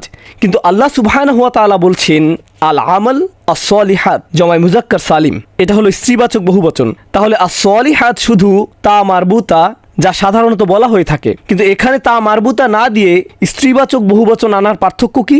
বালাগাতের দৃষ্টিকোণ থেকে এদের পার্থক্য হলো, আপনি যদি তা মারবুতা দিয়ে শব্দ গঠন করেন তাহলে এটা দিয়ে অনেক অনেক কাজের কথা বোঝানো হয়, কিন্তু যখন আপনি স্ত্রীবাচক বহুবচন ব্যবহার করেন তখন এটাকে জমায় কিল্লা হিসেবে ধরা হয়, সংক্ষিপ্তের বহুবচন।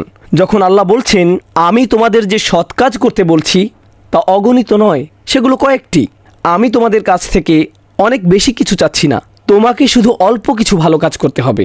অন্যভাবে বললে, দিন আমাদেরকে আমাদের কাজের ব্যাপারে অসংখ্য অগণিত দিক নির্দেশনা দেয়নি। আল্লাহ আমাদের কাছ থেকে অল্প কয়েকটি বিষয় চেয়েছেন, আর আমরা সেগুলো করতেই ব্যর্থ হচ্ছি। আর এখানে আস-সলিহাত শব্দের মধ্যে আমরা বুঝতে পারছি যে আল্লাহ আমাদের কাছ থেকে অল্প কয়েকটি বিষয় চেয়েছেন। এটা যদি আস-সলিহা হতো তাহলে এটা অনেক বেশি হতো, অলংকারিকভাবে অনেক বেশি কাজ হতো। সুবহানাল্লাহ। তাহলে সেই অল্প কয়েকটি বিষয় কি? মুহাররামাত, খুবই অল্প, আবশ্যিক কাজগুলো খুবই অল্প। এরপর আরও কিছু বিষয় আছে যেগুলো মুসলিম হিসাবে আপনার জীবনকে সৌন্দর্যমণ্ডিত করে, সেগুলো হলো নবীজি সাল্লাল্লাহু আলাইহি সাল্লামের সুন্নাহ। এমন কিছু আচরণ আছে যা আপনার ব্যবহার, শিষ্টাচার, আচরণকে উন্নত করে তোলে, যেগুলো আপনার ঈমান আর তাকওয়াকে বাড়িয়ে তোলে। কিন্তু এর অন্তঃস্থলে অল্প কিছু বিষয় আছে যেগুলো আপনাকে অবশ্যই করতে হবে, এবং এমন অল্প কিছু বিষয় আছে যেগুলো আপনি অবশ্যই করবেন না। আর এগুলো খুব বেশি নয়, এগুলো এতই কম যে যে কোনো মুসলিম এগুলো জানে। আমাদের দিনের মূলে এত অল্প বিষয় রয়েছে যে যে কোনো মুসলিম জানে তার কি করা উচিত আর কি করা উচিত নয়। এমনকি যে লোক ইসলামের কিছুই জানে না সেই লোকও জানে তার 5 ওয়াক্ত নামাজ পড়া উচিত, সেই লোকও জানে তার রমজানে রোজা রাখতে হবে, সেই লোকও জানে তার হজে যাওয়া উচিত, সেই লোকও জানে তার প্রতিবেশীর কাছে ইসলাম সম্পর্কে কিছু বলা উচিত, অন্তত তার ইসলাম সম্পর্কে কিছু বলা উচিত। সে হয়তো একটা সিডি দেয় বা একটা কার্ড দেয়, এই সাধারণ বিষয়গুলো সবাই জানে। এমনকি আপনি যদি একাডেমিক শব্দ নাও জানেন, এগুলো খুবই অল্প কয়েকটি। এটা হলো প্রথম বিষয় যা আমি এখানে উল্লেখ করতে চাই। তো সলিহাত নিয়ে দ্বিতীয় বিষয়টি হলো, আরবিতে আমরা বলি এই শব্দটিতে নুজুম ও তাআদ্দি রয়েছে। বাংলা এটা দিয়ে বোঝানো হয়, আমি এখানে কিছু কঠিন শব্দ বলবো, তবে আমি আপনাদের জন্য এটা সহজ করে বোঝাবো। এই শব্দটি একই সাথে সকর্মক এবং অকর্মক ক্রিয়া। সলিহাত শব্দটি দিয়ে এখানে সকর্মক বোঝানো হতে পারে, যা আরবিতে বলা হয় তাআদ্দি বা মুতাআদ্দি, এবং অকর্মক বা লাজিম বা অনির্দিষ্ট লুজুম। এর মানে কি? এটা বোঝার সুবিধা হলো সলিহাত দিয়ে কোনো কাজের বর্ণনা বোঝানো হতে পারে।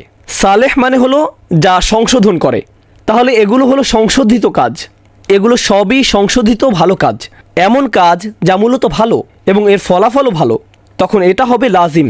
কিন্তু যখন এটা মুতাআদ্দি, এর অর্থ কি হবে জানেন? যে এটা করে সে ভালো, অর্থাৎ এগুলো এমন কাজ যারা এটা করবে তারা ভালো। অন্যভাবে বললে, এখানে সলিহাত দিয়ে কোনো কাজের বর্ণনা হতে পারে অথবা কোনো লোকের বর্ণনাও হতে পারে যে ভালো। আপনি একজন ভালো মানুষ হতে চান, ভালো কাজ করতে শুরু করুন, ভালো কাজ করুন, এমনিতেই আপনি একজন ভালো মানুষে পরিণত হবেন। এই সূরায় ভালো কাজকে ঔষধের মতো বলা হয়েছে, যা আপনাকে ক্রমশই ভালোর দিকে নিয়ে যায়। সুবহানাল্লাহ। সুতরাং কাজটি মূলত একটি ভালো কাজ এবং তা আপনাকে ভালো মানুষে পরিণত করে, এটা আপনাকে সংশোধন করে, এটা আপনাকে সারিয়ে তোলে। আর আপনি যতই এ থেকে দূরে যান, আপনার অসুস্থতা ফিরে আসে, আর যতই আপনি এই ঔষধ নিতে থাকেন ততই আপনি সেরে ওঠেন। এটাই অসাধারণভাবে সলিহাত শব্দে ফুটিয়ে তোলা হয়েছে। আল্লাহ তাআলা চমৎকারভাবে একে চিত্রিত করেছেন, ইল্লাল্লাযীনা আমানু ওয়া আমিলু আস-সলিহাত। এরপর শেষের কিছু শব্দ, এগুলো তুলনামূলকভাবে বেশ কঠিন শব্দ, অতএব আমি এখানে আমার নোটের সাহায্য নেব এবং আজকের তৃতীয় সেশন শেষ করব ইনশাআল্লাহ তাআলা। ভাষাগত ব্যাখ্যার দিক বিবেচনায় তাওয়াসি শব্দটি ওয়াসাহু এবং আওসাহু শব্দের সমার্থক। কাউকে চাপ দেয়া, কাউকে আদেশ করা, বিকাদা, অমুক কাজ করা। উদাহরণস্বরূপ আমি যদি বলি ওয়াসাইতুকা বিসসালাহ, এর অর্থ আমি আপনাকে নামাজ পড়তে বলছি, আমি আপনাকে বলছি আপনার আসলে নামাজ পড়া উচিত। আমি শুধু আপনাকে বলছিই না, আমি আপনাকে বোঝাচ্ছি, অন্তর দিয়ে অনুধাবন করতে বলছি, আমি আমার সর্বোচ্চ চেষ্টা করছি। আমি এমনভাবে বলছি যাতে আপনার মনে হয় এই লোকটি যা বলছে তা আমার জন্য ভালো। কাউকে বলার এমন পদ্ধতি আছে যাতে আপনি নিজেই এর গুরুত্ব উপলব্ধি করবেন। হ্যাঁ, তুমি এখনও নামাজ পড়োনি, তোমার সমস্যা কি? এটা হলো নিজেকে উপরে রেখে অন্যকে নিচে নামানো। কিন্তু আপনি যদি কাউকে এমনভাবে বলেন যাতে তারা মনে করে এটা তাদের জন্যই ভালো, বুঝতে পারছেন? আমার মনে হয় সত্যিই তোমার এটা করা উচিত, আমার সত্যিই মনে হয় তোমার এটা বন্ধ করা উচিত, আমি তোমাকে নিয়ে ভাবি। আপনার কথার ধরন এটাই হচ্ছে ওয়াসিয়া। শব্দগতভাবে ওয়াসিয়া অর্থ নিজের সম্পদ বিসর্জন দেয়া। আপনি কার জন্য নিজের সম্পদ ছেড়ে দেন? প্রিয়জনদের জন্য। সম্পত্তি হলো এমন জিনিস যা আপনি মারা যাওয়ার পর আপনার প্রিয়জনদের কাজে আসবে। কেউ যখন তার সম্পদ অন্য কাউকে লিখে দেয়, এটা দিয়ে বোঝা যায় তার খুব বেশি সময় বাকি নেই, তার এখনই লিখে দেওয়া উচিত, কারণ হঠাৎ তিনি মারা গেলে এই সম্পদের কি হবে। সুতরাং তিনি এই গুরুত্বপূর্ণ সম্পত্তি তার প্রিয়জনকে লিখে দেন। এই শব্দ দিয়ে এটাই বোঝানো হয়। এটা দ্বারা কিছুটা তাড়া করাও বোঝানো হয়। এটা এমন যেন আপনি কাউকে একটা সত্য বলতে চান, আপনার একটু তাড়া আছে, যেন আপনার বেশি সময় নেই, আগামীকালই আপনি চলে যেতে পারেন, তার চেয়ে আপনি এখনই সত্যটা বলে দেন, যা আপনার পক্ষে এখন সম্ভব। অনেক সময় এমন হয় যখন কেউ আপনার কাছে পরামর্শ চায় আর আপনি বলেন আমি জানি না তারা এটা কিভাবে নেবে, আমি জানি না আমার এটা বলা উচিত কিনা, তারা আমার কথাটা পছন্দ করবে না। প্রিয় বন্ধু, আমি যদি তোমাকে এই কথাটা বলি, আমরা আর বন্ধু হয়ে থাকতে পারবো না। তুমি হয়তো আমার সাথে আর কথা বলতে চাইবে না। আমি সময় মতো তোমাকে এটা বলবো, আর আপনি সেই সময়ের জন্য অপেক্ষা করতে থাকেন। সেই সময় আর কখনো আসে না। এটা সত্যি যে আমাদের ঠিক সময়ের জন্য অপেক্ষা করা উচিত, কিন্তু আমাদের কিছুটা তাড়াও থাকা উচিত। আর তাওয়াসাও শব্দে এই তাড়া থাকার ব্যাপারটি আছে। এই ব্যাপারটি প্রথমত জেনে নেওয়া প্রয়োজন। কাউকে বিপুল পরিমাণ সম্পদ দেওয়ার অর্থেও এটি ব্যবহৃত হয়। ওয়াসিয়া বলতে বোঝায় যখন আপনি কাউকে বিপুল পরিমাণ জমি লিখে দেন বা বিশাল বাড়ি, একটা বড় এলাকা। তাওয়াসি দিয়ে এটাও বোঝায়। তাই এটা দিয়ে ইঙ্গিত করা হয় আপনি কাউকে যা বলছেন তা নিঃসন্দেহে তার জন্য গুরুত্বপূর্ণ উপদেশ। তার জন্য এটা খুবই মূল্যবান সম্পদ যা আপনি তাকে দিয়েছেন। এটা সত্যিকার অর্থেই তার কাজে আসবে। বুঝতে পারছেন? তাহলে এটা হলো এর দ্বিতীয় অর্থ। আর সবশেষে তাওয়াসি শব্দটি বাবে তাফাউল থেকে এসেছে, যার অর্থ হলো আল ইশতিরাক। এর মধ্যে এমন কিছু বিষয়ের প্রতি ইঙ্গিত করা হয় যা আপনারা মিলিত হয়ে একে অপরের জন্য করে থাকেন। অর্থাৎ আপনি অন্যকে একটি সত্য বিষয় জানান এবং অপরজনও আপনাকে একটি সত্য জানায়। এই শিক্ষাটি আজ আমরা জানব। যখন আপনি কাউকে একটা ভালো উপদেশ দেন, মাঝে মধ্যে এমন ঘটে তারা আপনার দিকে তেড়ে আসে আর বলে, ও তাই, আর তুমি কি করো? তুমি আমাকে এটা করতে বলছো, আর আমি তোমাকে এটা করতে দেখেছি, ইত্যাদি ইত্যাদি। সে আপনাকে খোঁচা দেয়, আপনার দিকে তেড়ে আসে। এমত অবস্থায় স্বাভাবিক মানুষের প্রতিক্রিয়া হবে, ভাই, আমি তোমাকে একটা ভালো কথা বললাম আর তুমি আমাকে উল্টা কথা শোনাচ্ছ। এটা আমার ভালোর জন্য না, বরং তোমার ভালোর জন্য। কিন্তু তাওয়াসি দিয়ে তোমার ব্যাপার এবং আমার ব্যাপার দুটোই বোঝায়। সুতরাং সে যদি আপনার দিকে তেড়েও আসে, তাওয়াসাও বিল হক এর শিক্ষা হলো এখানে আপনার উচিত হবে, আসলে ভাই তুমি ঠিকই বলেছ, আমার এটা নিয়ে সংশোধন হওয়া উচিত, এটুকুই আপনার বলা উচিত। এটাই হলো তাওয়াসাও বিল হক এর শিক্ষা। এই শিক্ষাটি আমরা উমর বিন খাত্তাব রাদিয়াল্লাহু তাআলা আনহু থেকে পাই। একবার তিনি হাঁটছিলেন, পুরো ঘটনা না, সারমর্মটা বলছি। তিনি কোথাও যাচ্ছিলেন, তো পাশেই এক বাড়ির জানালা দিয়ে তিনি দেখতে পেলেন একজন লোক কিছু একটা পান করছে। তিনি তাৎক্ষণিক বাড়ির ভিতর ঢুকে গেলেন এবং লোকটিকে ধরে ফেললেন। হারাম! লোকটি বলল, আমি দেখতে পাচ্ছি আপনি 3টি হারাম কাজ করেছেন। 3টি হারাম কাজ। প্রথমত, আপনি অন্যের ঘরের ভেতরে তাকিয়েছেন। দ্বিতীয়ত, আপনি অন্যের ঘরে অনুমতি ছাড়াই ঢুকেছেন। তৃতীয়ত, আপনি কুধারণা করেছেন। আপনি কিভাবে জানলেন আমি মদ খাচ্ছি? ওমর বিন খাত্তাব বললেন, তুমি ঠিক বলেছ। এরপর তিনি চলে গেলেন। তিনি কিছুই বললেন না। কয়েক সপ্তাহ চলে গেল। তিনি একটি খুতবা দিচ্ছিলেন, আর সেই লোকটি সেই খুতবায় ছিল। সে পেছনের দিকে বসেছিল। যখন খুতবা শেষ হলো, সে উমর রাদিয়াল্লাহু তাআলা আনহুর কাছে আসলো। উমর তাকে বললেন, সেদিনের পর থেকে আমি অন্যের ঘরে তাকানো বন্ধ করে দিয়েছি, আর তোমার ব্যাপারেও আমি কাউকে কিছু বলিনি। আর লোকটি বলল, সেদিনের পর থেকে আমিও মদ খাওয়া ছেড়ে দিয়েছি। এখানে আসল কথাটা হচ্ছে, আপনি কাউকে কোনো উপদেশ দেন এবং আপনি আশা করবেন সেও যেন আপনাকে উপদেশ দেয়। হয়তো সে এমনভাবে বলবে যা আপনার পছন্দ হবে না, এতে কোনো সমস্যা নেই। আসল কথা হলো এতে যদি সত্য কিছু থেকে থাকে আপনি তা নেন। ওমর রাদিয়াল্লাহু তাআলা আনহু কিন্তু এটা বলেননি যে হ্যাঁ আমি জানি আমি ভুল করেছি, কিন্তু তুমিও তো ভুল করেছো, আমার সাথে আসো। না, তিনি শুধু সেটুকুই নিলেন। এটা থেকে কি বোঝা যায়? বোঝা যায় এতে তার আন্তরিকতা প্রকাশ পেয়েছে। এটাই তার সততা। এমনই ছিল তার সমালোচনা নেয়ার মানসিকতা। কেউ আপনার কাছে এসে বলল তুমি ভুল করেছো, আপনি বললেন তুমি ঠিক বলেছো। এটাই হলো তাওয়াসাউ বিল হক এর শিক্ষা। কারণ তার পক্ষ থেকে এটা আপনার জন্য একটা উপহার। যখন কেউ আমাদের সত্যিকার অর্থে কোনো পরামর্শ দেয়, আমরা কখনো ভাবি যে এটা একটা উপহার? বেশিরভাগ মানুষ ভাবে যে এটা আমাকে হেয় করার জন্য বলা হচ্ছে, তাই না? তোমার কত বড় সাহস, তুমি এটা বলার কে? আমি কি করব না করব এটা বলার ইজাজত তুমি কোথায় পেলে? তোমাকে কে আলেম বানিয়েছে? হয়তো আপনি ইমাম, আপনাকে হয়তো এই ধরনের প্রশ্নের মুখোমুখি হতে হবে। তুমি নিজেকে কি মনে করো? আপনি এরকম প্রত্যুত্তর পাবেন। কিন্তু এমন অবস্থায় আপনার কি করা উচিত? আপনার এটা ভালোভাবে নেওয়া উচিত। খারাপ কিছু থাকলে তা বাদ দিবেন। ভাববেন না এই মানুষটি আপনাকে হেয় বা অপমান করার জন্য বলছে। তাদের নিয়ত কেমন সেটা আল্লাহ জানেন। আপনার তাদের নিয়ত নিয়ে ভাবার দরকার নেই, সেটা ছেড়ে দিন। আপনি কেবলমাত্র এর ভালো অংশটুকু নিন। এটাই হলো তাওয়াসাউ বিল হক। ইনশাআল্লাহ তাআলা সামনের সেশনে আমরা হক শব্দটির অর্থ নিয়ে জানব। এছাড়াও আমি আমার নোট থেকে বিস্তারিত আলোচনা করব, যাতে শেষ আয়াতটি আমরা শেষ করতে পারি ইনশাআল্লাহ। শেষ আয়াতটির ব্যাপারে বলতে গেলে শাওকানি রাহিমাহুল্লাহর সারমর্ম হলো আই জামু বাইনাল ঈমান বিল্লাহ ওয়াল আমাল বিসসালিহ ফাইন্নাহু ফি রাবহিন লাফি খুসর। এমন মানুষেরা ঈমান এবং ভালো কাজের মাধ্যমে একত্রিত হয়। এই বিষয়টি তাফসিরে বারংবার এসেছে। ঈমান এবং ভালো কাজ একটির পরে আরেকটি আবশ্যিকভাবে ঘটবে। আপনি যদি ভালো কাজ করেন, আপনার ঈমান বৃদ্ধি পাবে। আপনার যদি ঈমান থাকে, আপনি ভালো কাজ না করে থাকতে পারবেন না। আপনার কেমন ধরনের ঈমান আছে যা আপনাকে কোনো ভালো কাজের দিকে নিয়ে যায় না? এটা অসম্ভব। আর এমন কোনো ভালো কাজ নেই যাতে আপনার ঈমান বৃদ্ধি পায় না। বুঝতে পারছেন? এই দুইটি এভাবেই একে অপরের সাথে সম্পর্কযুক্ত।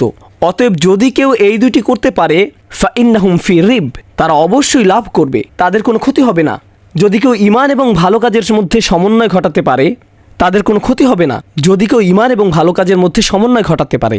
দুর্ভাগ্যবশত অনেক মুসলিমই মনে করেন তাদের ঈমান তথা তাদের ইসলাম অনেক সুন্দর। তারা জান্নাতের জন্য অপেক্ষা করে, কারণ তারা লা ইলাহা ইল্লাল্লাহ মুহাম্মাদুর রাসূলুল্লাহ পড়েছে।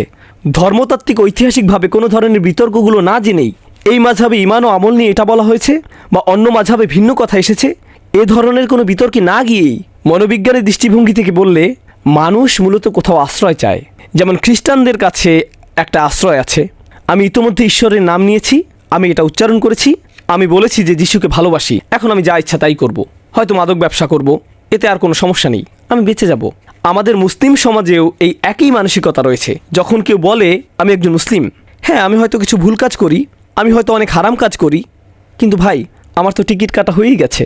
আমি একবার বলেছি লা ইলাহা ইল্লাল্লাহ, আমি তো পড়েছি মুহাম্মাদুর রাসূলুল্লাহ সাল্লাল্লাহু আলাইহি সাল্লাম, এটাই যথেষ্ট, আমার আর কোনো চিন্তা নেই, কারণ আমার ঈমান আনা হয়ে গিয়েছে। এই সূরায় আমরা স্পষ্ট দেখতে পাচ্ছি ইল্লাল্লাযীনা আমানু যথেষ্ট নয়, ওয়া আমিলুস সলিহাত ওয়া তাওয়াসাউ বিল হক ওয়া তাওয়াসাউ বিস সবর। যখন আপনি পুরো 4টি কাজ করবেন তখনই আপনি মুক্ত হবেন, তার আগ পর্যন্ত আপনি মুক্ত নন। এ থেকে আমরা আরও একটা বিষয় বুঝতে পারলাম, তা হলো যদি আপনার মনে হয় আপনার ঈমান আছে আর এসবের কিছুই আপনি করছেন না, তাহলে সম্ভবত আপনার ঈমান নেই। হয়তো আপনি ভাবছেন যে আপনার ঈমান আছে, কিন্তু আসলে নেই। বেদুইনরাও ভাবতো তাদের ঈমান আছে। ক্বালাতিল আরাবু আমান্না, সূরা হুজরাতে এসেছে। তারা বলতো আমাদের ঈমান আছে। আল্লাহ বলেন কুল্লাম তুমিনু, না তোমাদের এখনো ঈমান নেই। ওয়ালাকিন কুলু আসলামনা, তোমাদের কেবলমাত্র ইসলাম আছে। ওয়ালাম্মা ইয়াদখুলুল ঈমানু ফি কুলুবিকুম, ঈমান এখনো তোমাদের হৃদয়ে প্রবেশ করেনি। এর প্রমাণ কি? ওয়া ইন তুতিউল্লাহ ওয়া রাসূলাহু, যদি তোমরা আল্লাহ ও তার রাসূলের আনুগত্য করো। এখানে কি কাজের কথা বলা হয়নি? আল্লাহ বলছেন তোমাদের ঈমান নেই, তোমাদের শুধু ইসলাম আছে। ঈমান এখনো তোমাদের হৃদয়ে ঢোকেনি। একে ঢোকানোর জন্য তোমাদের কি করা উচিত? আল্লাহ ও তার রাসূলের আনুগত্য করো, কাজ করো, তোমাদের কোনো কাজই বৃথা যাবে না। সুবহানাল্লাহ। এটাই হলো এই দুইটি বিষয়ের সম্পর্ক। আর কিছু নোট বাকি আছে, আগামী 5 মিনিটের মধ্যে ইনশাআল্লাহ আমরা এটা শেষ করব। আমি দ্রুত এটা শেষ করব। জামাখশারি তাওয়াসাউ বিল হকের উপর মন্তব্য করেছেন, হক বলতে তিনি বলছেন এর সাথে তাওহীদ যুক্ত, এর সাথে আল্লাহ ও তার রাসূলের আনুগত্য যুক্ত, দুনিয়াবী জীবনের প্রতি উপেক্ষা এবং আখিরাতমুখী জীবন এর সাথে যুক্ত। শাওকানি তাওয়াসাউ বিল হক নিয়ে বলেছেন ওয়াসা বাদুহুম বাদাম বিল হক আল্লাযী ইয়াহাক্কুল কিয়াম বিহি, তারা একে অপরকে সত্যের পথে ডাকে, উপদেশ দেয়, সত্যের উপর তারা মিলিত হয় যাতে সত্য প্রতিষ্ঠিত হতে পারে। অর্থাৎ তারা একে অপরকে সত্যের উপদেশ দেয় যাতে তা বাস্তবায়ন করা যায়। কাতাদা বলেন বিল হক আই বিল কুরআন, অসাধারণ। কাতাদা রাহিমাহুল্লাহ বলেন যখন তারা একে অপরকে সবচেয়ে সুন্দর পরামর্শ দেয় যা হলো সত্য, তিনি বলেন এখানে সত্য বলতে কোরআনকে বোঝানো হয়েছে। তারা একে অপরকে ভালোবাসা, সহমর্মিতা এবং অন্যের প্রতি উদ্বেগের সাথে কোরআনের আয়াত স্মরণ করিয়ে দেয়। তাহলে আমরা একে অপরকে আল্লাহর আয়াত স্মরণ করিয়ে দেব। আল্লাহ তাআলা আমাদের সবাইকে এমন হওয়ার তৌফিক দিন। তাহলে আই বিল কুরআন ওয়া কিলা বিত তাওহীদ, এখানে বলা হচ্ছে তারা একে অপরকে তাওহীদের মাধ্যমে স্মরণ করে। বেশিরভাগ মানুষ একে প্রথম অর্থে নিয়েছেন, অর্থাৎ যে কোনো সত্য, যে কোনো ভালো কাজ যা বাঁচার জন্য প্রতিষ্ঠিত হওয়া প্রয়োজন।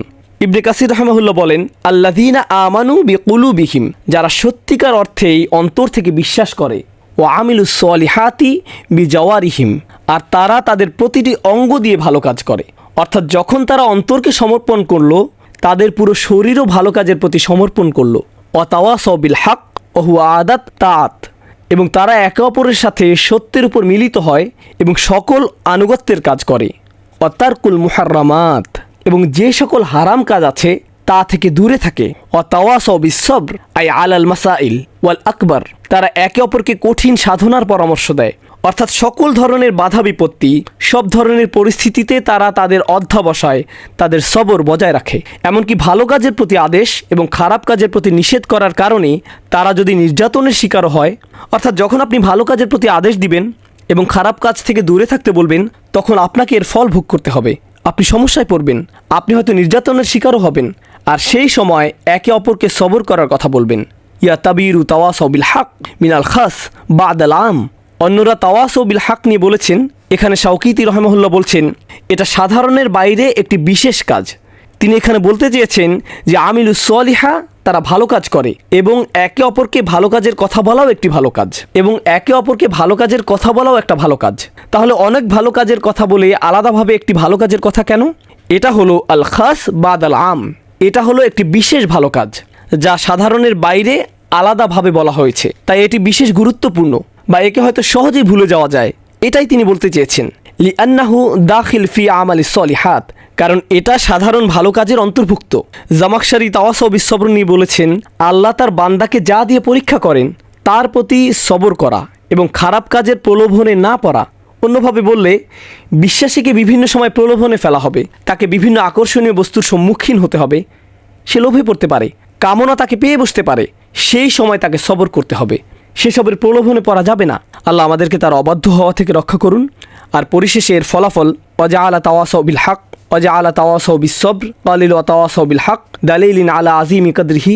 আল্লাহ সবরকে শেষে এনেছেন আর হককে আগে এনেছেন, যেন সত্যের কাছে সমর্পিত হওয়া যায়, কারণ এটা বেশি শক্তিশালী এবং গুরুত্বপূর্ণ। শাওকিতি রহমাহুল্লাহ এই আয়াতের ব্যাপারে বলছেন, সবরিন হলো তারাই যারা পরিস্থিতি যেমনই হোক না কেন ধৈর্যের প্রয়োজন হলে তারা তা বাস্তবায়ন করে। অপরকে ধৈর্য ধরতে বলা এক জিনিস, আর যখন ধৈর্য ধরার প্রয়োজন হয় তখন ধৈর্য ধরা ভিন্ন জিনিস। আমরা ধৈর্য হারিয়ে ফেলি, তখন কেউ যদি বলে, ভাই তোমার একটু ধৈর্য ধরা দরকার, না না না এখন ধৈর্য ধরার সময় নয়, আমি জানি আমার ধৈর্য ধরা উচিত, কিন্তু তুমি বুঝতে পারছো না, এখন পরিস্থিতি ভিন্ন। বুঝতে পারছেন? যখনই আপনার ধৈর্য ধরার দরকার হয়, যখনই আপনার ধৈর্য ধরার প্রয়োজন হয়, তখনই আপনি বলেন এটা একটা বিশেষ পরিস্থিতি, তাই না? এই লোকের আসলে সবর নেই। যখনই তাকে সবরের কথা বলা হয় সে বলে, আমি জানি আমার এটা করা উচিত, কিন্তু এখনকার পরিস্থিতি ভিন্ন, আমি জানি আমার করা উচিত, কিন্তু এই মুহূর্তে না। এটা খুবই ভালো পরামর্শ, আমি জানি এটা কোরআনে আছে, আমার জন্য না, অন্তত এখন না, কিন্তু এই স্বভাবটি আমাদের বাদ দিতে হবে। এই বইয়ে যত উপদেশ আছে তা আমার জন্যই, এখনই। এমন কোনো সময় নেই যখন এটা কাজে লাগবে না। আর যখন আপনি এরকম বাছাই করা শুরু করেন, এটা তখন আপনার কাছে মূল্যহীন হয়ে যায়। এই উপদেশের কোনো দাম নেই। যখন আপনার এটা বেশি দরকার তখনই আপনি এটা বাদ দেন। যখন আপনাকে সবর করতে বলা হয়, যখন আপনার এটা দরকার, যখন আপনার রাগ লাগে আপনি ক্ষেপে যান। যখন আপনি আল্লাহর অবাধ্য হন তখনই তো এর প্রয়োজন। যখন আপনি অনেক ভালো মানুষের মধ্যে থাকেন, আমার ধৈর্য ধরা উচিত, হ্যাঁ আমি ধৈর্য ধরলাম, এতে কোনো লাভ হবে না, এতে তেমন লাভ হবে না। যাই হোক, আমরা আজকে শেষ করব ইনশাআল্লাহ তাআলা। সামনের সেশনে আমরা আরও ভালোভাবে দেখব কোরআনে এই চারটি বিষয় কিভাবে একটি অপরটির সাথে যুক্ত। ইল্লাল্লাযীনা আমানু ওয়া আমিলুস সলিহাত ওয়া তাওয়াসাউ বিল হক ওয়া তাওয়াসাউ বিস-সবর। আমরা এটা পড়ব ইনশাআল্লাহ তাআলা। আমর বিল হক ওয়া বিস-সবর বা এর ব্যবহার জানব এবং এর অলংকারিক ব্যবহার জানব।